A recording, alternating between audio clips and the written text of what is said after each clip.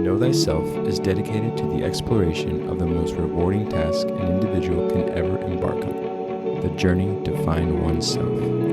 Our intention is to investigate the universal principles that have equipped our species to seek the treasure of all treasures, self-knowledge.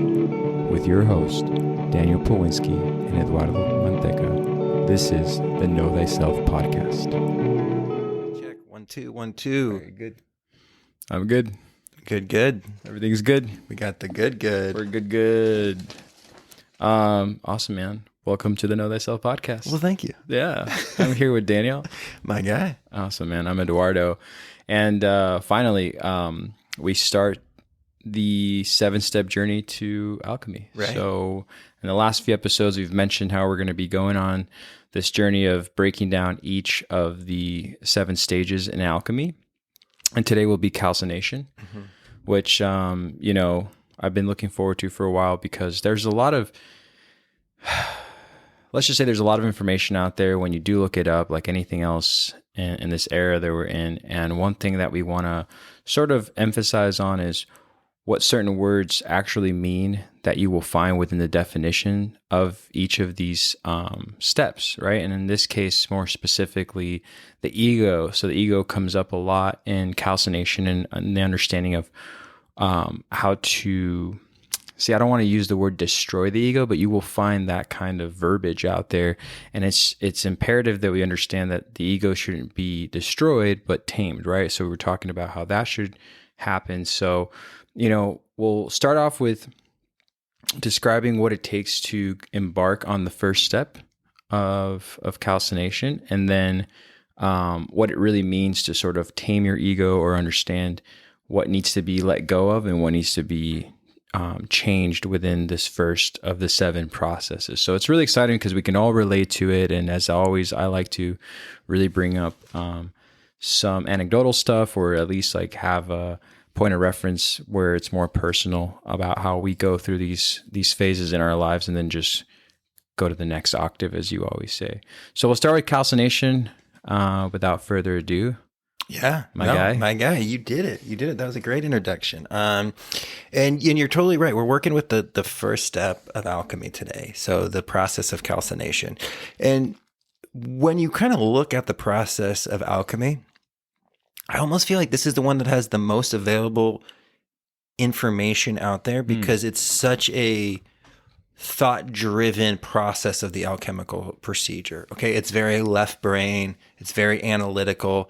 I would say it's very kind of like masculine. So like when we kind of make our way through this and we get to like processes like the dissolution and the coagulation, it's a little bit more of like an internal experience that's harder to put kind of like physical word definitions on, because we all kind of go through our own like internal experience, So calcination is nice for being the first one because there is a readily amount of vocabulary out there, so you can kind of understand this process, which is important because this process can either be self-imposed, where you put yourself through the process of calcination, and that's what we're going to kind of focus on, but it also can be naturally occurring in nature to you. Yeah, you said that before, which right. I always thought was very powerful. It's like a tragedy, unexpected tragedy can come about, right. And that's how you're forced into this process, exactly. Right? Yeah. Okay. Well, I mean, even if we just kind of think about what got us into spirituality, it was kind of our lives falling apart. Right. It was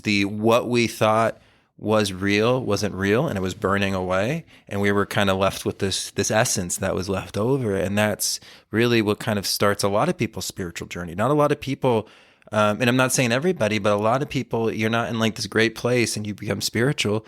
Like it's usually something happens to you that kind of shoots you in that direction, unless you had like a spiritual connection your whole life, which I think is a lot of our listeners too.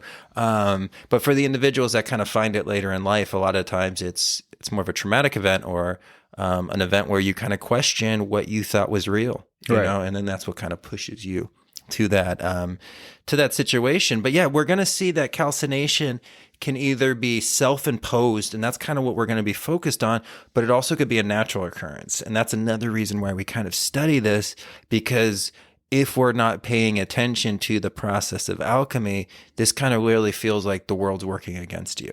And really what it is the world's trying to like wake you up to maybe a true essence or something that it needs you to do for the evolution of consciousness. Right. So nature's never going to add pain for no reason. Like if nature is going to apply pain to you and make you put you in these situations, it's because it's looking for you to have some sort of growth, some sort of like new perspective on something. And that's what we kind of find. So that's why it's really important, because especially when we talk about these first two steps of alchemy, the calcination and the dissolution, most of us kind of play a pinball between these two for majority of our lives. And if we don't know the alchemical process, we kind of just go back and forth. And it's a very confusing, troubling, and kind of disheartening time. And really what you see is people get really cold and they kind of throw up their hands and they kind of become pessimistic, especially if they're stuck into calcination. They just kind of feel like the whole world's working against them. And when you're in calcination, it's the natural approach, it really does feel like the whole world's against you. You know, it's not just losing a relationship. You might lose your position and your career. You might, it might come to like what your housing might have to change. Like it's usually like a lot of stuff kind of happening at once. And it's nature just being like, hey, I need you to evolve, because my whole goal is to consciously evolve, like as a whole, as the aggregate. So we need the single organisms to go through that evolution too. So again, pain is never applied for no reason, but when we don't know these cycles, we can kind of get caught up in the aspect of like, oh, why me? Yeah. Why me? Yeah. And we get that kind of self-defeating, that victimhood, which is such a dangerous cycle. Because when you get into that victimhood mindset and you get into that victimhood vibration, you start attracting more victimized experiences into your life. Absolutely. And then that's you'll drown in that, or you'll burn in hell, like your own personal hell. Yeah, right. So that's what we're going to kind of look at today. Cool. How do we kind of release the heavy stuff in our life so we don't burn in our own hell and we can really rise up with the flames? And that's kind of what the process of calcination is. And it's that first step. And again, it's a very focused on the left side of the brain. So it's really has to do with concentration and really kind of focusing. And we're going to kind of talk about, active meditations that you do with this and just kind of the whole process. But the calcination is we call it the kind of the first process of alchemy. And what it represents is it's going to represent the planet Saturn. Right. And it's going to be what we call the ladder of the planets. And you make your way from Saturn, which is the heaviest, slowest moving planet, cold and dark, and you're going to kind of make your way all the way to the sun. And that's kind of the ladder of the planets. And then we're going to see those correspondences with how the alchemists used this and how they spoke about it, because they weren't really allowed to speak about astrology in most of these places. They're going to use the correspondences of metal. So the metal that we're going to see with and the metal that we're going to be working with in calcination is lead. And lead, just like Saturn, is really heavy. It's dense. It's cold. There's not a lot of like what you would say like spiritual practices to it. There's not a lot of, it's not like gold. It's not like really beautiful to the eyes. It's those responsibilities. It's the heaviness of life. It's kind of the structure, right? So again, this is what we're going to kind of do, where it's always kind of working, your way from the outside in, and you're working towards that sun and you're working towards that gold. And really this is the 7-step program back to the perfected self. Right. Right. And that's really what we're dealing with. It's the 7-step program to kind of make it back to ourself. And because lead is so cold and so heavy, in such a slow-moving planet, we really have to use the most aggressive element there is, and that's why we're going to use fire. Right. Okay, so you're going to have to counter it because lead's so heavy and cold. You're really going to have to apply the fire, that alchemical fire, to break up this process and to get it moving. Yeah, I know that if you do enough reading on like the stages of calcination, or at least like how it can be approached, there's the chemical, the physical, the psychological, and so forth, and then what it means in its in society. And as you were just talking about in a planetary sense, like I like that you're bringing up Saturn and having that lead be that that first layer that needs to be burned, right, or at least heated to a certain degree, right? Right. So but yeah, so go on, just because that's something that I really was fascinated about how it's supposed to be reduced to ash. And I don't want to get again ahead of myself, but it's No, interesting. let's just jump into that, because that's exactly what it is. You know what I mean? So it's what we're going to be doing is we're going to use this alchemical fire, which is really the fire of like concentration. And we're really going to use that to raise up the vibration of our thoughts, to raise up the heat of our thoughts, so we can kind of burn away. Again, we're dealing with this dross, which we spoke about so much in the spiritual alchemy episode. Mm-hmm. So we're really, again, burning away this appearance of reality so we can really find that true essence of the metal. Right. Right. And it's going to be a hard thing. So how you do that is through applying a lot of heat, you're going to start burning it away. And that's exactly what calcination stands for. It's to the bone.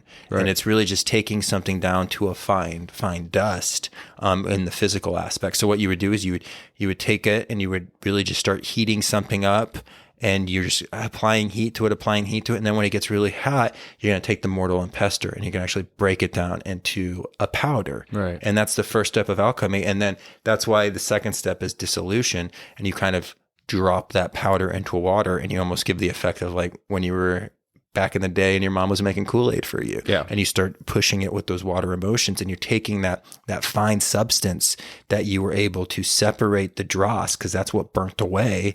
And you're able to take that finer substance and dissolve it into water. Sure. And then that's going to be kind of the second step. And that's how we're going to kind of make it. But again, the dross is the appearance of reality. Right. Okay. So the dross is like our attachment to materialism. So just like this is a very interesting aspect, but we kind of have to get like that third eye open for us so we can kind of see what we're dealing with here. But the dross is just like everything in the physical reality is going to slowly burn away and decompose. The same thing happens in our experiences. So when we take stuff in, that dross it's not eternal. It doesn't last forever. So just how physical stuff, everything we see in our physical environment is going to dissolve, including our bodies, the dross is the same way. So that's what you're burning away in that experience. You're burning away that dross so you can get that fine powder, which is the essence of lead. Like this is the true essence of the metal. So you can kind of keep it going through that process. Right. But that decomposition is very important, because when we're dealing with burning off the dross in the physical, we burn it away with fire. But how this works internally within us, when we take in experiences and we only attach ourselves to the appearance of the experience, right? And that's what we attach ourselves to. We take dross inside us, and we take a lot of dross. Well, what's going to happen with that dross is it's going to, in the chemical aspect of our alchemical selves, it's going to turn to dust. Okay, so it turns to dust, and what happens is it starts building up in places. And the more dust you take in, the more you're not taking in the true metal, and the more you're just taking in this dust, what's going to happen is it's going to start building up in places, and it's going to start to find itself and kind of start coming together and making a solid. And then what we're going to get is an energy block. Okay, that's just the draw. Energy blocks are just the dross that has been built up and has hardened over time. And this is what when we're really talking about mental and spiritual alchemy, this is what we're burning through in calcination. You're burning through all the dross that you've taken in your life, all the attachment to appearance that has dissolved when it goes through your alchemical process of your body, but it has no place to go, and it starts building up, and it builds up, and it gets hardened, and that's what we're burning away. That's why you have to go back. You're going to use your conscious mind to go back to any memories that you have that really hurt you, any trauma that you're going to have, and you're not going to just sit in it like a normal meditation. You're actually going to really find that memory and direct some heat to it, and you're going to burn it away. And that's exactly what you do. You literally burn away so that life force, that real energy, can break on through again, so you can start using that energy. Because when you have these blocks, you have these blocks in energy, and then there's nothing moving through. Right? Yeah, I like the process of what you're explaining, because I know we've witnessed it with friends in our lives, but something that you'll read a lot in and out of this definition of calcination that I always noticed with particularly one friend actually who went through this is that when you're going through it, it's important to not self-destruct. So I think self-destruction is most likely part of the process, but if it's an unknown process that you're going through, people do it to a point where if you created ash, you also let it just like go through your fingers and didn't really know how to reintroduce it into the next stage. And so then you're just constantly on repeat and it just keeps getting either worse or just stays neutral. And I feel like that's something I've noticed with people when they're evolving. So I've had a friend where I wanted to keep him as a friend, saying, hey, we are still friends, just in a new era, just in a new realm. But in his mind, everything needed to go. All of it had to go. Friends, jobs, even family, and so I think that it's important to notice when there is time for a shift to not be so self-destructive, because I think it happens instinctively with people where they're just like, this is the problem, this is how I'm going to eliminate it, but you're eliminating it the wrong way, which just causes for it to come back or stay stagnant in an area that needed to actually dissolve out of. So I love that you're saying this, because that's a key component here. It's not just about like burning it all down and then it's like it'll all undo itself. It's like, well, there's a way to do it properly, without having to like cause even more or inflict more pain onto yourself. You know what I mean? Right. Well, because when you burn everything down, what happens to the aspects that you were collecting the purified metal? When you burn everything down, now you've wasted that and you've lost all those metals that you've actually been, extracting through these experiences. So again, that is why it's one of these things that we kind of really have to, be aware of and be a part of that process. But yeah, what you're going for is you're really kind of going over those blocks in your energy. And that kind of brings us up to a good question, because you brought this up in the beginning and we should have probably addressed it a little bit earlier. But, how do we really define what the ego is, right? Because in the West, we kind of have a mistranslation, but also, in the West, we don't have as many words as other languages do, right? Like we've talked about this with ancient Greek. There's like 23 different words for all the different levels of love there are. And we just have love. When I bring up love in my philosophy class with my students, they can't separate from that hallmark, Disney princess prince love, right? That's what they think I'm always talking about. Right. And I'm like, no, like there's more than just that, but it's hard for us because we have this like limited language with English, and ego is kind of the same way. So when we talk about ego, unfortunately, we're really talking about the negative aspects of the lower ego, which is kind of this like tyrant king. And that's what we're going to be kind of looking at, because there's really two egos. You have your ego, which we will call ego with a capital E, and what we'll kind of call, so we don't just I don't have to keep going like ego with a capital E, ego with a lower E. We're going to call this the true self, right? And so from kind of throughout this lecture and throughout this discussion, when I'm referring to the ego with the capital E, I'm going to be referring to it as the true self. Ego with the lower E, what we'll call that is the tyrant king, right? So the true self, that ego with the capital E, that is just the life force energy that's behind us. Okay, that's the energy that pumps our heart.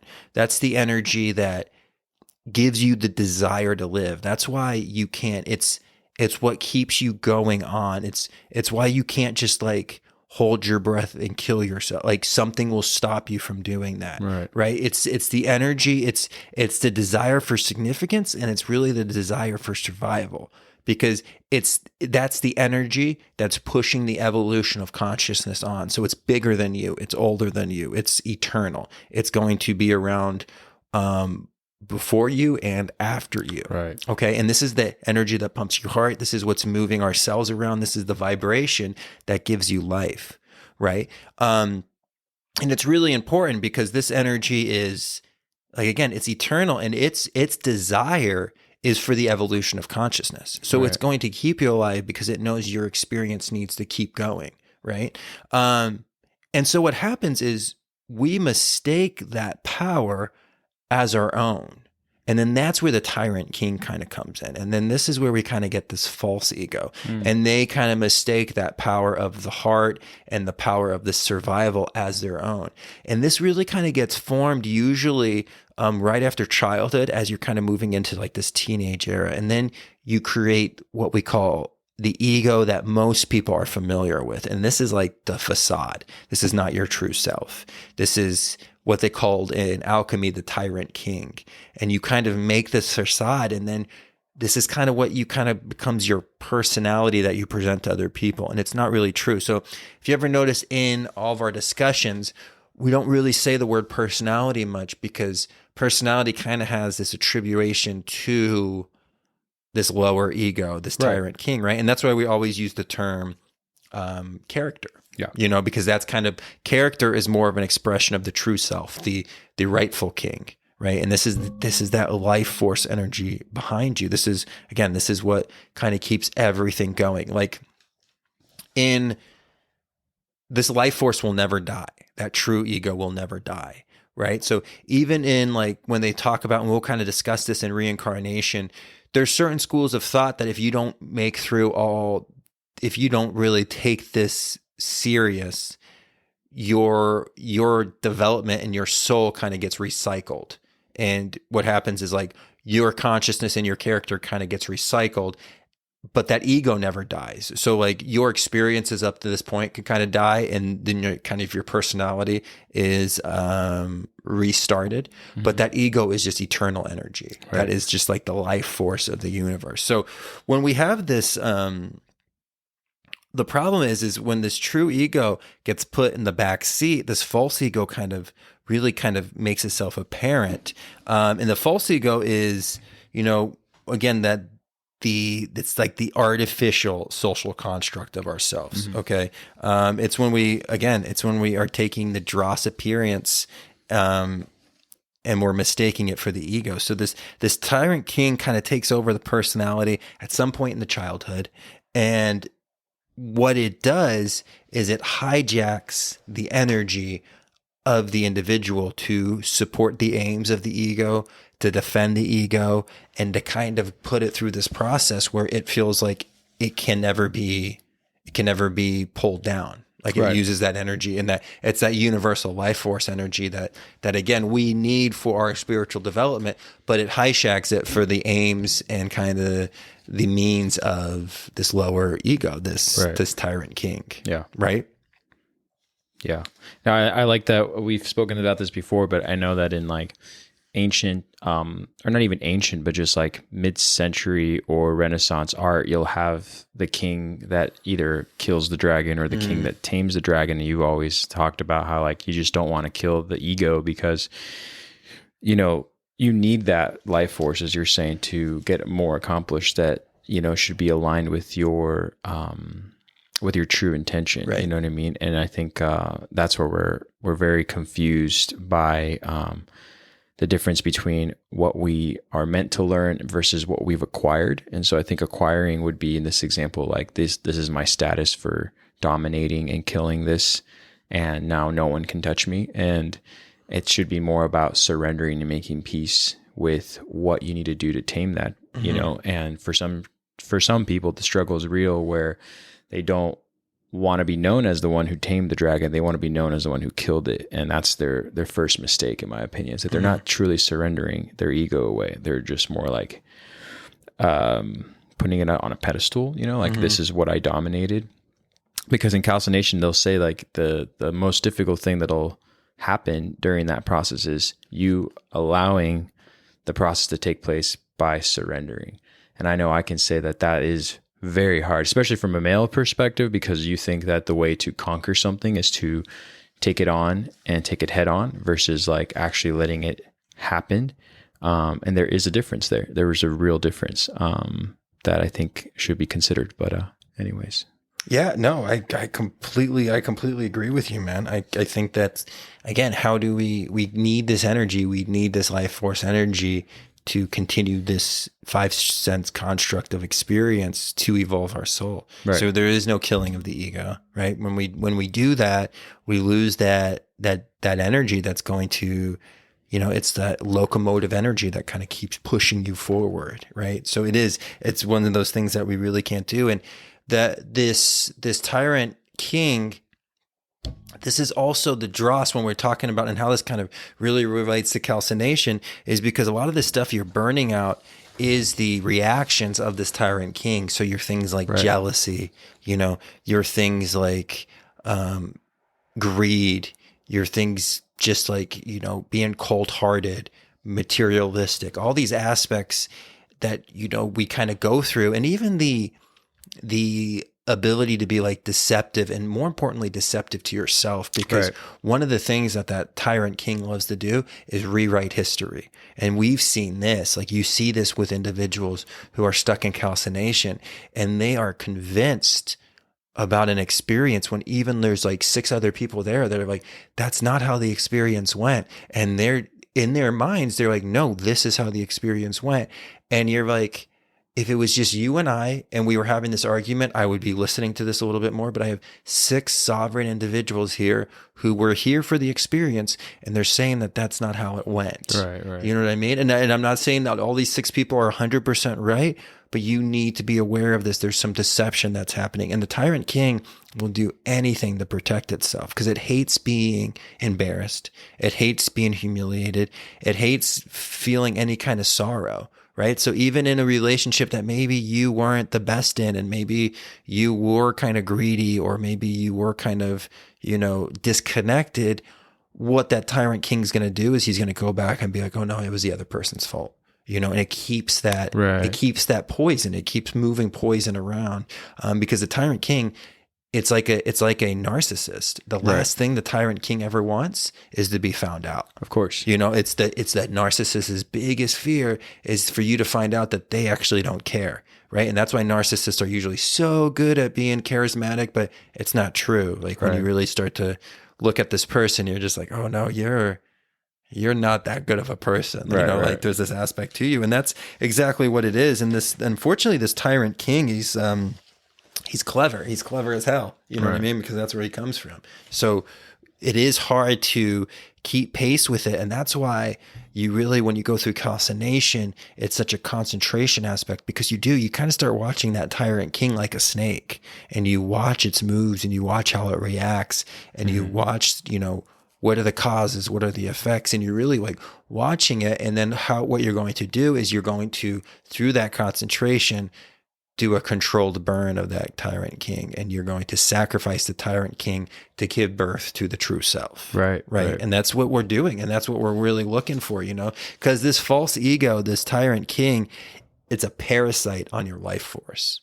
Okay. And this is why so many people have to, this is why caffeine in the West is $1 trillion industry. Okay. People, like, I understand, like, we're busy. A lot of you guys have children and stuff like this, and you're running around and you're putting your energy in the right places. Right. But the majority of these people are so depleted and need to be so caffeinated because their life force is being hijacked. Right. It's, again, like, I love coffee and I love tea, but I know I can't use it all the time to keep my energy levels up. Right. So when we're really broken down and we're really tired and we can't keep going, it's good to kind of look back and be like, what is my life force? Because again, energy can't be created and it can't be destroyed. So it's the first law of thermodynamics. So the energy that's within you just needs to be transformed, right? So you can't create energy and you can't destroy energy. So this is also true with how, when people say you have to kill the ego, well, you can't. It's energy. It's impossible to destroy energy, right? You have to transmute it. You have to take it and put it through a higher perspective, a higher octave, right? So like, even in those discussions of like, oh, kill the ego, you can't. It's energy. Right. So it's like scientifically impossible. So that's kind of what we're really dealing with, because again, this energy is going to be present. It just depends on what you're going to do with it. And this is why you need to turn up the concentration and really look at where those blocks are in your energy, right? And you're going to have physical blocks, you're going to have mental blocks, and you're going to have spiritual blocks. And this is what we're really doing. We're focusing in on these, and we're really just like turning up the temperature and like watching them. And you actually, one of the processes of alchemy in this calcination step, there's this there's this meditation. And with alchemy, we should kind of talk about this. You have solar meditations and you have lunar meditations. So the lunar meditation is going to be probably what most of you guys are more familiar with. And that's kind of more of like closing your eyes and kind of going into the subconscious. A solar meditation is going to be more focused on the left side of your brain. And this is actually a very focused alchemical meditation. Okay, so we use the consciousness and the subconscious in both levels in the alchemical process. And the first one being a masculine fire step, we're going to use that left side of the brain. We're going to be using that masculine focus energy. And sometimes you're using like mandalas and you're really focusing in on the mandalas. And we're going to kind of talk about how to do that. But there is a old school, really old alchemical meditation that was presented really beautifully by Dennis William Hawk, who's a great resource for alchemy. And he calls it roasting of the cinnabar. And what roasting of the cinnabar is you actually use your true imagination. Okay, so you really have to wake up that imagination. And that's another part of this alchemical process, is like turning on your imagination, being able to focus. But you actually, the cinnabar is going to kind of represent painful experiences, painful thoughts, maybe painful beliefs that you have that are not true, right? And what you do is you actually take that cinnabar and this kind of will be this painful experience or this painful memory, and you focus on it with all of your consciousness directly and as hard as you can. And you start in your imagination roasting it. So you're putting it over the fire. You're putting it through the calcination. And cinnabar, when it's also called dragon's blood to the alchemist, when you start roasting cinnabar, this white liquid that actually ancient alchemists thought was the first matter starts coming out, and it really kind of looks like mercury. And what you do is you roast this idea, roast this negative thought that you have, and then you imagine yourself actually collecting that white ooze that's coming out. And then you collect that into a beaker, because that's the life force. And now that's the energy you're going to use in that beaker in your alchemical experience to keep going through this journey. That's the awesome purity. That's the essence. So this whole alchemical process is just a little bit different than, I don't want to say it's different than the East, because there was Eastern mystics that practiced alchemy. You know what I mean? But we don't really see we don't really see meditative processes using consciousness quite like that. And again, it's going to go from both ways. And then you're going to have one where you use both of them at the same time, Right. And that's kind of like the kingdom of Solomon, right? The sun and the moon, Sol Oman. So, sure. That's really what we're going to kind of look at. But roasted of the cinnabar, you can find that meditation online. And it's just a great, great little meditation. But again, we're really, what you're doing there is you're catching that false ego. Right. And then you're roasting him over the flames. Yeah. Right? I know that Hawk describes about how it's a frightening process, and it's a frightening process to let go of the false self. And so what you're saying is a great piece of advice as far as how to like go within and then try to find a way to sort of let go of what doesn't serve you, versus just like beating yourself up, because that also can just keep you at a level of stagnation, because you're trying so hard to, get rid of something without knowing the steps or the proper steps as to keeping the life force. So I really like that you're explaining that as a meditation, so you can retain the life force but get rid of what doesn't serve you, which I think is like a really difficult thing to do if you don't know better. Right. Well, we're not taught to do that. You know what I mean? Like but this is what we're talking about when we're saying burn away the dross. Like, what part of this thing do we not need? So you burn that away. And then once you do that, you heal yourself, because, once you can get that life force out, because what's so painful about like memories that hurt you, it's because there's trapped life force there. Like, there's energy that's not getting through. There's blockages, right? Again, this dross breaks down into powder, just like every other physical thing, and it has buildups. Right. So we have these emotional, we have these physical, and we have these spiritual blocks. And this is what we're doing. We're taking our concentration, because we are our own alchemical vessel, and we're just burning those blocks. We're burning that, because it turns into this hard, false lead, right? And we need to burn that away, and we need to extract these experiences. Right, We right. need to extract the pure, true essence of the metal. And again, lead is the least of the spiritual metals. So we're going to need to collect the rest of the metals to finish up this process. Like, you're not going to find salvation through lead alone. Yeah. But you need to purify it, and you need to clear it up, and you need to get that process started, because if Figure it you out. don't, you're never going to be able to get started and go any further. Yeah. You know what I mean? It's funny you say that. Well, not funny, but something that's very true as an example of this would be, I know someone very close to me who lost their mother to cancer. And when she was on her deathbed, she said two things that kind of resonate with what you said. One is that she said the cancer was self-inflicted because she was too afraid to let go of a lifestyle that she was living, because she thought it was black or white. So she thought if she changed her lifestyle, she would lose a lot of the things that she enjoyed doing within life. So she ended up creating resentment for the things she didn't want to change. And then when she was going through the process of being diagnosed for this cancer, the doctor said, well, we're not sure how, but you have copious amounts of lead in your body. And we need to get rid of that. And we don't know where to start right now. And so she took actually the advice as something literal and started looking into like where was the well water where they lived. Are my children affected by this as well? And there was no evidence of it.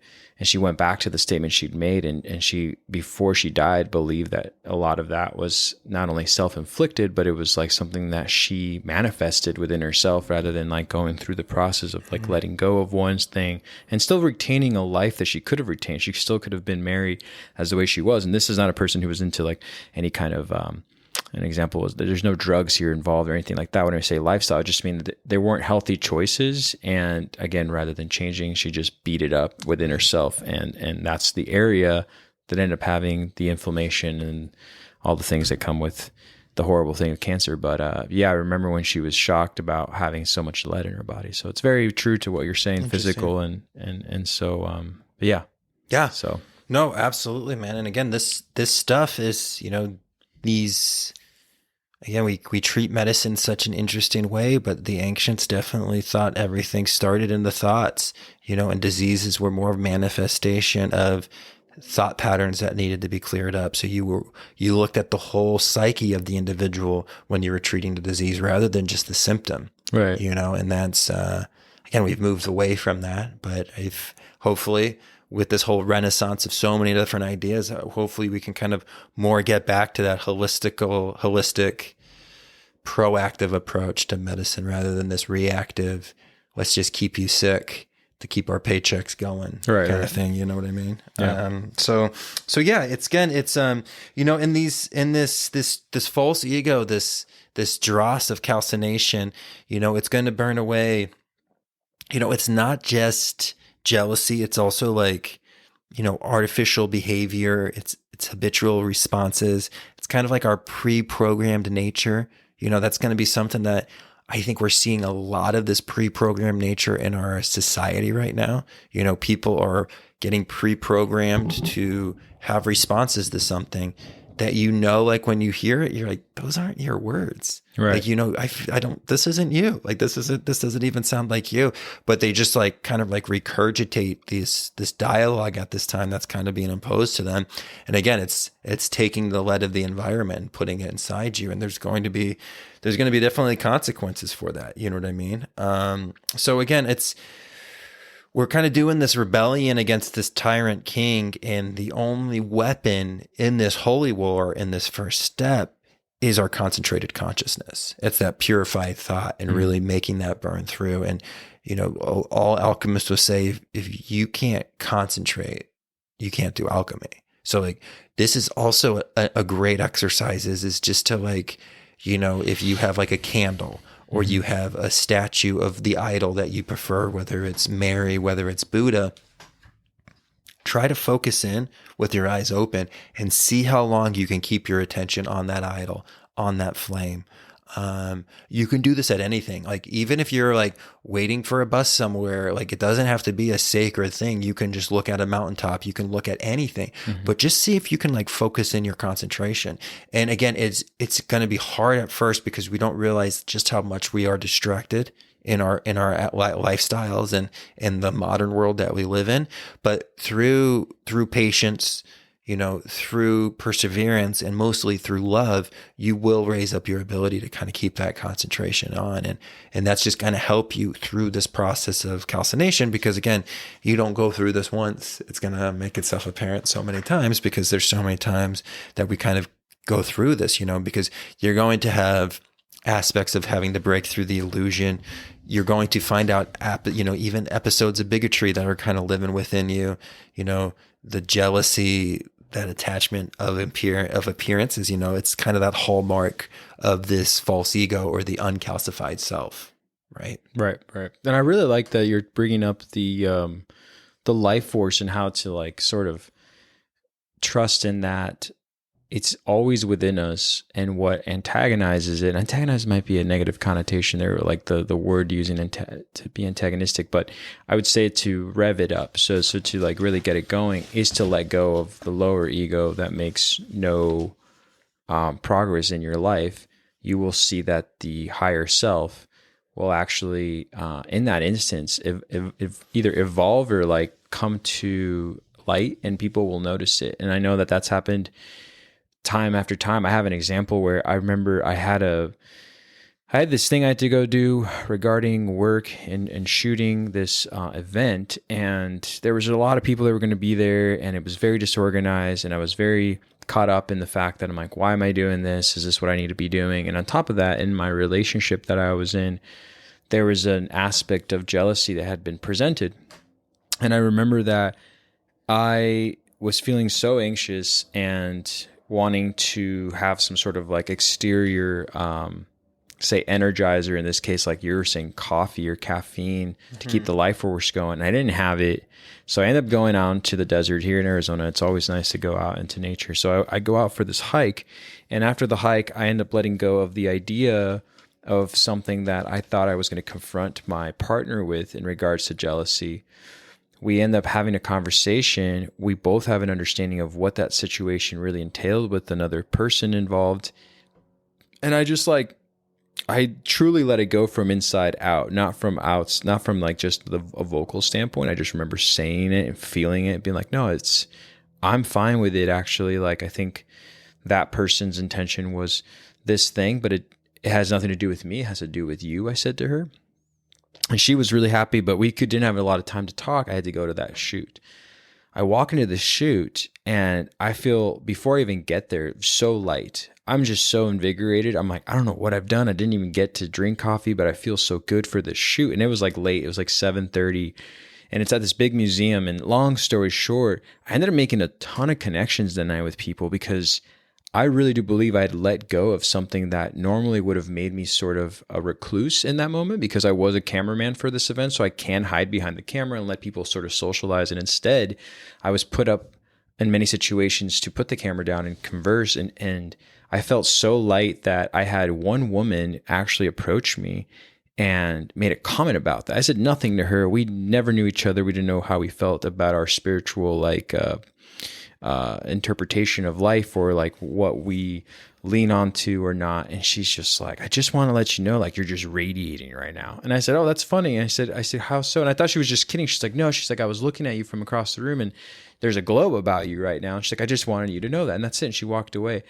And I've held on to that memory for a long time, because I remember what I felt like before I ended up leaving for a hike. And it wasn't just the hike, but it was just coming to the conclusion that something that I wanted to confront someone with wasn't going to serve me a purpose.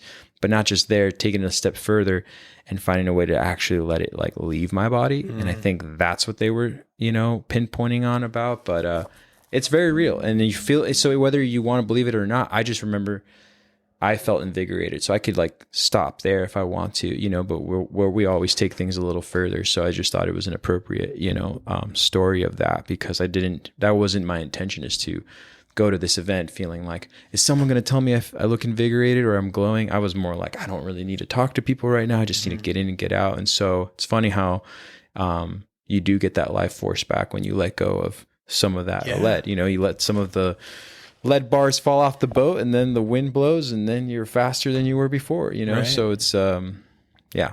Anyways. No, I think that's so true, man, because only somebody who's glowing is that internal ego purely coming through. The other stuff is just like glitter, you know, and it's that false shine.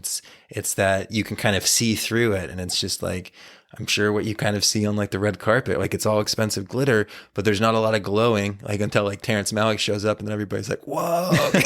Yeah. But yeah, I think that's a great way to kind of look at that, because again, this is the story of the phoenix raising through the ashes, right? So you burn away those aspects that you don't need. So the true essence wakes up, and then you've got this higher perspective. You're lighter. You're literally flying now where you were stuck burning in hell before, you know? So that's exactly what this process is, you know? And it's really important that we understand that. And again, just think about how invigorating that was. And that was one block. So if we really think about all the different blocks we have and all this different calcination and all this different dross that we have built up inside us, if you really start focusing your consciousness on it and making that evolution happen, you're going to get yourself lighter and lighter so you can rise up with the flames, right? Rather than burn in this hell. Right. And I mean, this is what the story of Frankenstein's monster is all about. What are you doing with your life force? Are you using your life force to grow as an individual, or are you animating some other object, which is your lower ego?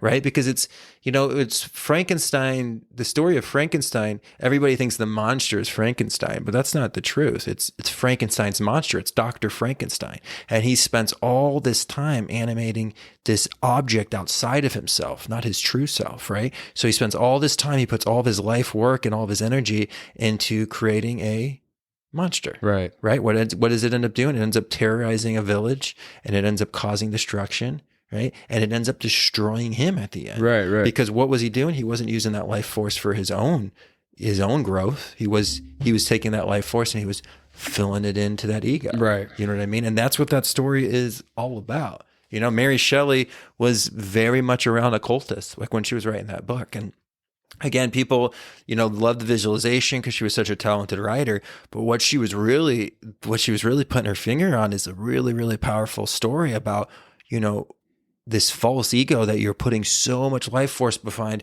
You know, you're putting all your energy to create these material possessions that your life force wants, and to create that, you know, to get that red convertible and stuff and just be better than your neighbor.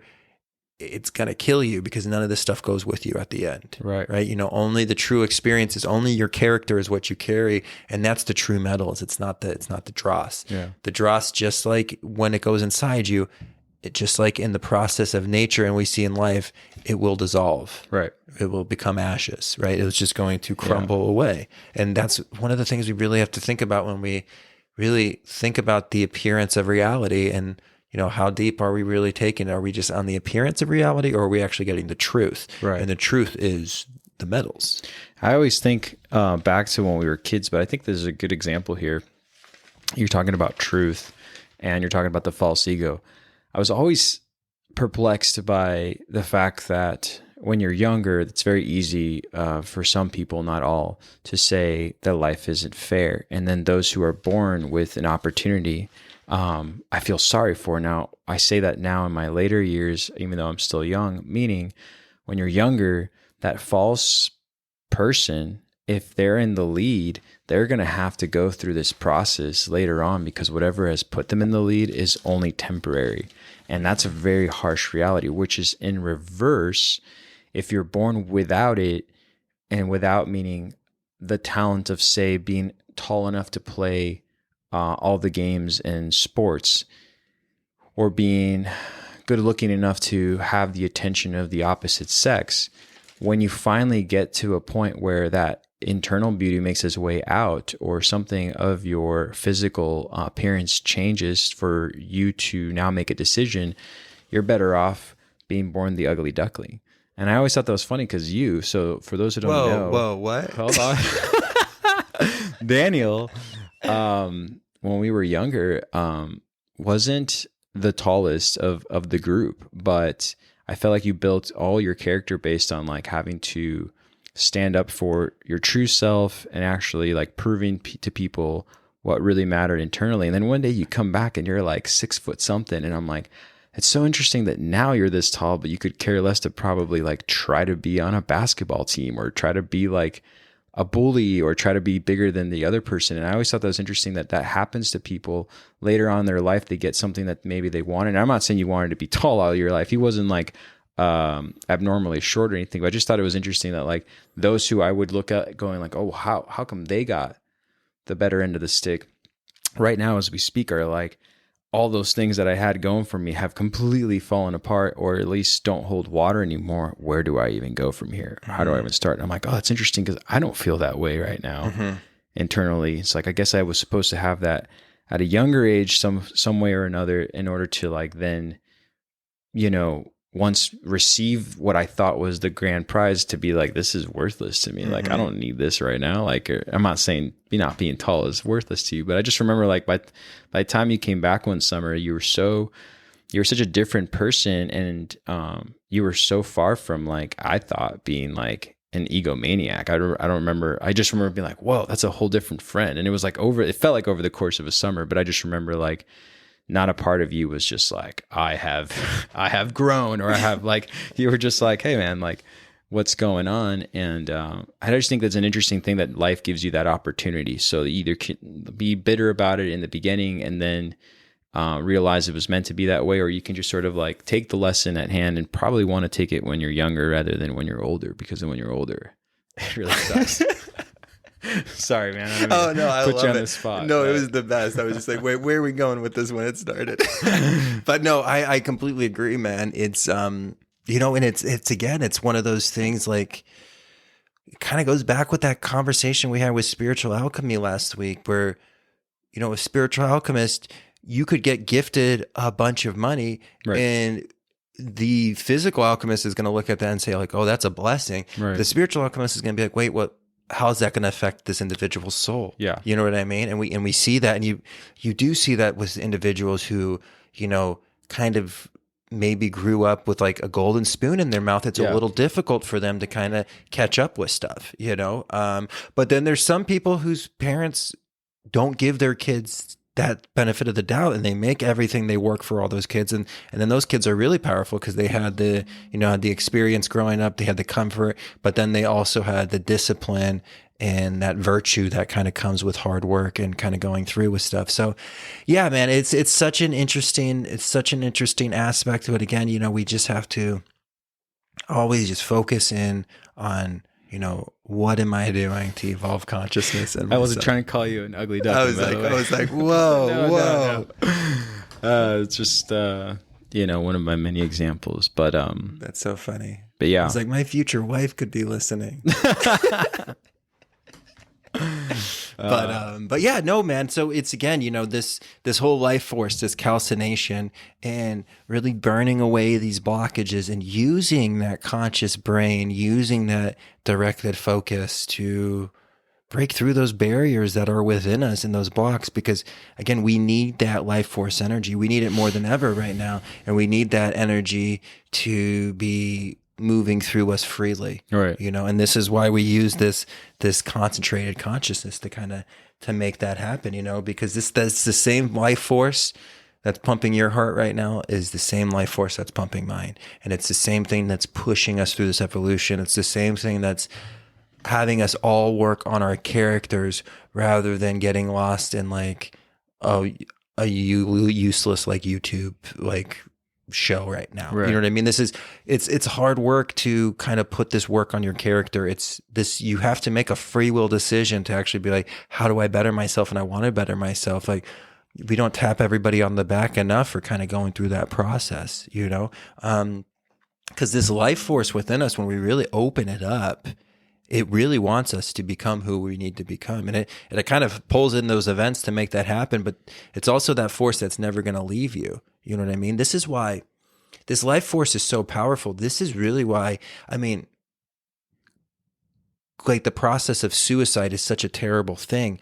But when people are, one of the reasons why suicide is such a eye-opening and like amazing, like not amazing experience, but like it takes people off guard, is because you have to overcome that life force, which is the universe. So this means that this person must have been in a really tough situation to do this, because they had to overcome that life force that is doing anything it can for survival. You know what I mean? So you really have to counteract an impenetrable force. That's why when you do learn about suicide, it's such a terrible thing, because you can't even imagine the amount of pain that person would be in to have to do that. You know, now like self-sacrifice for somebody else, that's different. When you're doing that, you're like prolonging life or whatever kind of self-sacrifice you're doing. But just that normal case of suicide, why that kind of, you know, you could hear about somebody that you don't even know committed suicide, and it puts you in a funk. And that's because like you have to go against this life-giving force that's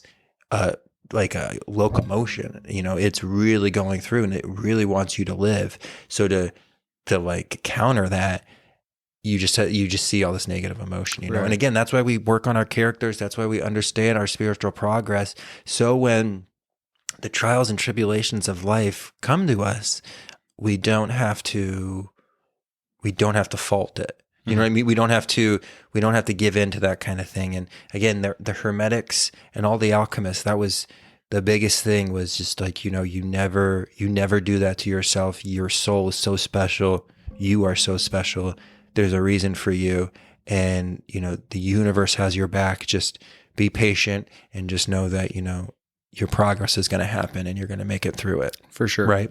For sure. It's good to not confuse the internal versus the external. I think sometimes people take the external for the internal all in one, and then they just eliminate themselves from this realm. And I think that it's important to find modalities or different ways of like meditating through that and doing like an internal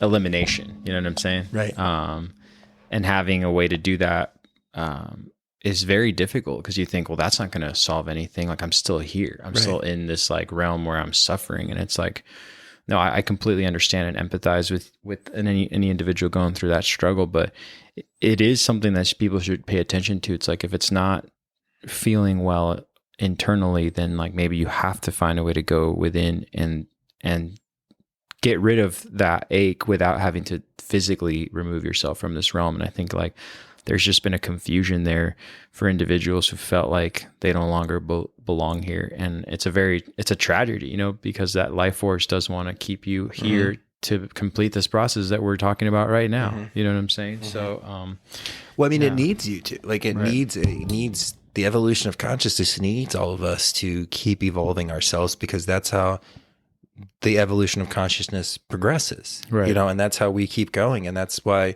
you know, that's this whole aspect of the creator reflecting on himself to have all these experiences. That's what we're dealing with. And that's kind of what the Hermetics and the alchemists really believed. And this is the energy you're tapping into, is that ego energy, you know? And one of the things, like, when we're kind of going through this is, you know, when we talk about the metal and like, oh, extract the metal, extract the lead, extract the copper so you can get those essences. A lot of times too, what you'll kind of see is like, you know, another way to say that is like the universal life force or God, right? So there's this amazing scene in the movie V for Vendetta when Natalie Portman goes outside after she just went through an alchemical process. V puts her through it because he actually makes her like a spiritual alchemist, because at the end she disconnects from her body because they were like, we're going to kill you if you don't tell us about this. And she's like, that's fine. Like she went through the process to become actually a spiritual alchemist. And the rain's hitting her, like her face. And there's this beautiful scene when she's like, God is in the rain. And this alchemical process, when we light up that fire of calcination and we release that energy, we're releasing that God energy. And that's what's burning through. And that's what that concentration is. And again, it's a releasing of energy that's built up within us. Just like the firewood, when you make a fire, releases that sunlight built up. When we really focus in on our character and we really focus in on, you know, purifying ourselves through the flame, you're releasing that God energy, which is that higher ego and that higher self, because we're one and the same with the creator. Yeah. You know? Yeah. So beautifully said, man. Beautifully said. Yeah, I'm really eager to get through these process or the 7 steps rather, and again keep breaking it down to sort of like understand what this all entails and where it begins and where it ends, because Yeah. And one thing too, as we kind of keep going through this process and we do these 7 steps, we will kind of allude back, because it's really, you can't really talk about the other steps without like talking about the step that kind of came before it. So we will have a little bit more information on calcination next week, and when we kind of talk about dissolution, and we kind of go through that process. But you did a really cool campfire. Little breakdown. Yeah, a little breakdown. That was on fun, the man. Patreon I was account. I thought that kind was of awesome. I was a little buzzed. Yeah, I was just like, I had a couple of beers near a campfire, and I was just like, you know what, I'm gonna make a Patreon. But I would love to make more of those and get a little bit more active. So please, I know you Patreon people, we are so thankful for the support you give. But please be on the lookout. We do have the Lord of the Rings coming out next week, and we'll definitely do a podcast about that very soon. But we're going to definitely try to make some more like 15, 20-minute videos that we can just kind of shoot up, because it's like a lot of times I'm just like chilling on my porch and I want to talk to somebody, and then I'm like, I forget that I've got like 100 friends online that I should be just chatting with right now. So we'll make sure that happens. But again, we are so thankful for everything. We're excited to kind of take through these 7 steps. And I kind of think we're going to go, we're probably going to, just to kind of give you some time with the calcination to kind of think about it. I'm thinking we're going to do another topic next week, and then we'll do dissolution the following week and kind of break it up over like 14 weeks.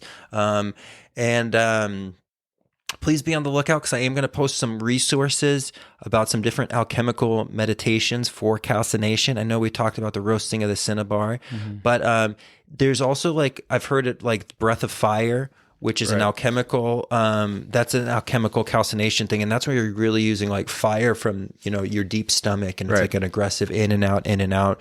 A lot of you guys have probably done that in yoga.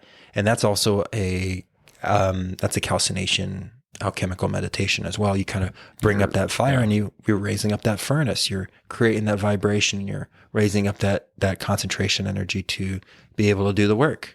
Yeah, that's awesome. Yeah. I really want to know more about the resources of what it takes besides just like reading it. Like, I know there's so much information, as Daniel was just saying, and like there's great individuals out there. I know you mentioned Dennis Hawk, so it's good to like have these resources so you can hear it from them and not just from us when you're, investigating more about what we're talking about or doing it for yourself, which is what the most important thing that we want for you is to just go through this process in your own unique way, but all of us still adding to the aggregate, Adding to the aggregate. Right? So, anything else you want to add? All for one. And one for all, man. Like, I know, we're good. Awesome, man. Well, with that being said, until next time. Until next time. Breakfast is the most important meal of the day. Not only does it give us the energy we need, it also gives us an opportunity to make a positive environmental impact.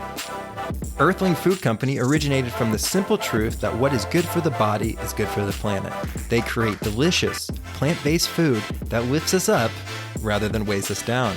That's right, you will never find preservatives, refined sugar, oil, animal products, gluten, or any other crap that is environmentally destructive. Only the good stuff. Would you like a hearty granola that is both delicious and healthy? What about something with zero cholesterol or an alternative to scrambled eggs? Earthly Food Company has you covered. They are a brand new husband and wife startup, so check back regularly for new products. Greg and Jen have been listeners and supporters of the Know Thyself podcast since our very first episode. We first collected on a philosophical conversation, and then through the conversation learned about this really exciting new project that they were creating, which is a organic, amazing granola that they want to share with all the listeners of our community. Artisan granola and seasoning make a great holiday gift. Visit earthlingfood.company. That's earthlingfood.company. Did you say earthlingfood.company? That's exactly what I said. To order online and use the discount code Know Thyself, that's one word, Know Thyself, for 15% off your purchase. They are also offering free shipping on orders over $70, so order online today. I would do it like right now.